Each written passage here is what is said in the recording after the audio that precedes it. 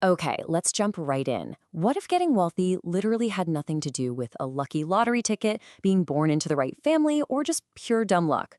What if instead it's a completely learnable, deterministic skill? Today in this explainer, we're diving into the profound insights of tech investor Naval. We're going to break down exactly how to build a wealth-generating machine so incredibly reliable you won't even need a single drop of luck to pull it off. Let's get started. Here's our mental map for this explainer. First, we'll look at wealth versus status games. Second, why you need to stop renting your time. Third, acquiring your specific knowledge. Fourth, accountability and infinite leverage. Fifth, the importance of judgment. And finally, number 6, playing long-term games. All right, section 1, wealth versus status games. Before we can build this blueprint, we've got to establish a totally clear baseline of what we're actually aiming for here. Think about this for a second. Can you get rich in 999 out of 1,000 parallel universes without relying on luck at all? Most people, they'd probably say no way. But the core philosophy we're unpacking today says absolutely yes. You see, making money isn't just some random event that happens to you. It's really about becoming the kind of person who generates wealth deterministically. We literally want to factor blind luck completely out of the equation. To pull this off, we have to totally redefine our end goal. The source material states it perfectly. Wealth is assets that earn while you sleep. Notice how it doesn't say wealth is money. Money is just how we transfer wealth. It's basically just social credit. Real wealth, that's having a factory filled with robots cranking out products, or a computer program running in the background at 2 a.m. serving customers. It's a business or an investment operating completely independent of your physical presence. Because the entire point of wealth isn't to go out and buy yachts or Ferraris. The point is to buy your freedom. It's so you don't have to wear a tie like a leash and grind your best hours away in a soulless job. So there are 2 major games people play in life. First up is the wealth game. This is a positive sum game. If you build a house, well, that doesn't stop me from building a house, right? We're creating abundance. We're baking a bigger pie together. On the flip side, you've got the status game. This is a really old zero-sum game deeply rooted in our evolutionary past. It's essentially monkey tribe politics, where for you to be number 1, you literally have to push number 2 down a peg. We see this all the time with certain journalists or politicians putting others down just to elevate their own standing. But here's the takeaway. To execute this playbook, you must focus entirely on ethical wealth creation and actively ignore the absolute distraction of those zero-sum status games. Moving on to section 2, stop renting your time. This perfectly exposes the most common trap that super ambitious professionals fall right into, the wage-slave cycle. Now, this is a pretty tough pill to swallow for a lot of folks, but you will not get rich renting out your time. It truly doesn't matter if you're a high-priced corporate lawyer or a specialized doctor pulling in hundreds of dollars an hour. If your inputs are directly tied to your outputs, your upside is always going to be capped. Think about a lumberjack, right? Even the absolute best lumberjack on the planet is, maybe 3 times faster than a terrible one? There is a strict physical limit to how many trees a human can chop down in a single hour. And that brings us to the core issue, the time for money trap. When you sell your hours, not only is your earning potential severely capped, but you're also highly replaceable. Think about it. If what you do can easily be taught in a classroom, eventually a fresh graduate, a new algorithm, or some AI is going to come along and replace you. Plus, when you're sleeping or on vacation or when you finally retire, your earning drops straight to 0. To get true financial freedom, you absolutely must own equity. That means owning a piece of a business or intellectual property. You need a mechanism where the inputs you put in are completely disconnected from the outputs you get out. Okay, section 3, acquire your specific knowledge. This is where we shift gears and focus on what you uniquely bring to the table. So here is the overarching structure for building your personal wealth machine. There are 4 active ingredients to this deterministic formula. 1, acquire specific knowledge. 2, embrace accountability. 3, apply leverage. And 4, cultivate judgment. Now, these pillars are deeply interconnected, but the whole thing kicks off with that foundational first step, pillar number 1. So what exactly is specific knowledge? Well, these are highly specific skills that simply cannot be mass-trained. Because let's be real, if a skill can be standardized and taught in a university lecture hall, society can just stamp out a million people exactly like you. And what does that do? It drives your values straight down to the minimum wage required to replace you. Specific knowledge is found way out at the frontier. It's deeply intertwined with your innate talents, your weird, unique obsessions, and your actual real-world experiences. And here is the absolute best litmus test to figure out what yours is.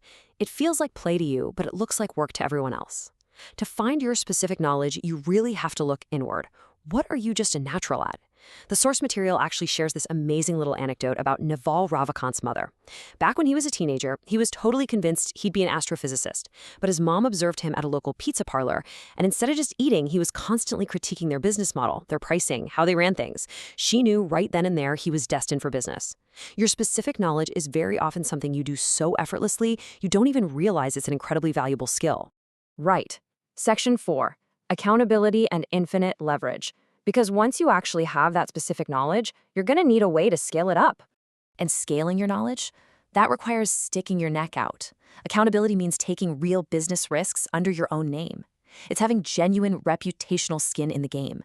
Now, I know, failing in public sounds terrifying. We are biologically hardwired as a tribal species to basically blend in and never stand out, right? But when you boldly attach your name to a project, a product, or a business, society recognizes that risk. Because you are the one bearing the brunt of the failure if it flops, society rewards you with the lion's share of the upside when it wins. That means equity, and that means leverage. Which leads us to a seriously powerful quote from Archimedes. "Give me a lever long enough and a place to stand, and I will move the earth." Leverage acts as the ultimate force multiplier for your specific knowledge and your accountability. Honestly, a career spent just endlessly hustling is really just a career spent searching for maximum leverage. And the crazy thing is, leverage has evolved so dramatically over time. First, we have labor, which is just managing other humans. It's the oldest form of leverage, and let's face it, it's exceptionally messy because people are messy. Plus, it has a high barrier to entry. People actually have to agree to follow you. Next up is capital, managing money. This is what created those massive mega fortunes of the 20th century. It scales beautifully, but again, it's permission-based. Somebody literally has to give you the funds. But then we arrive at code and media. Guys, this is the new egalitarian magic. Writing a piece of software, recording an audio clip, or creating a digital explainer like this one, these are completely permissionless. They have a zero marginal cost of replication. A great developer literally has an army of robots inside servers working tirelessly for them while they're fast asleep. It is the ultimate infinite leverage of the modern age. Moving to Section 5, the importance of judgment. So once you've accumulated all this massive leverage, how on earth do you steer the ship?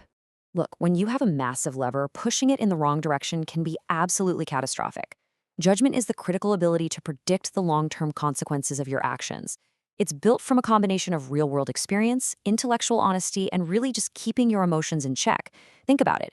If you are steering a $100 billion ship using code, media, capital, or labor, and your judgment is just 10% better than the next person's, society is going to reward you exponentially for that steering. In an age where leverage is basically infinite, having clear, stoic judgment is the ultimate multiplier of your wealth.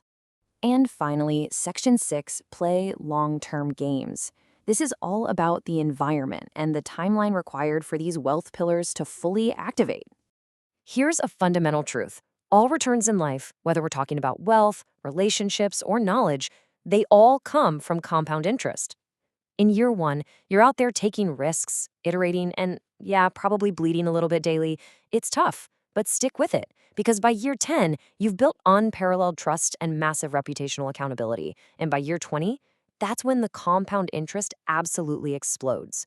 If you're out there playing short-term games, you are essentially just arguing over how to slice up a tiny, tiny pie. But playing long-term games, that allows you and your network to bake a massive pie together. So a really crucial piece of this puzzle is who exactly you choose to play this long game with. You literally must be ruthless in your filtering here. Seek out high intelligence. Demand high energy. Because let's be honest, the world is absolutely full of smart but incredibly lazy people. And above all else, require high integrity. If you partner up with someone who is super smart and energetic but lacks integrity, well, you've basically just hired a highly effective crook who is definitely going to cheat you eventually. Oh, and one more thing. Avoid cynics and pessimists like the plague. Their negative beliefs, almost always self-fulfilling. Instead, this playbook requires you to be an irrational optimist with a serious bias toward action. Now, evolutionary speaking, we are totally wired to be pessimists, right? Because the optimist was the one who got eaten by the tiger. But modern society has completely flipped that dynamic on its head. Today, the downside of failure is highly limited. Sure, you might lose some money or have a bruised ego, but you definitely won't get eaten. Meanwhile, the upside of a leveraged success, it is absolutely unlimited. Taking smart, rationally optimistic bets with a massive bias toward taking action is literally the ultimate evolutionary advantage you can have today. We have covered a tremendous amount of ground in this explainer, completely rethinking wealth from some random game of chance into a highly calculated, deterministic formula. We've gone from totally rejecting the time for money trap to embracing real accountability to deploying the infinite permissionless leverage of code and media. So I want to leave you with one final, very important question to think about. What is the specific knowledge you will build your permissionless leverage on today? The tools of infinite leverage are quite literally right there at your fingertips. It's time to stop relying on luck and start building your wealth. Thanks for joining me on this explainer, and I will catch you on the next one.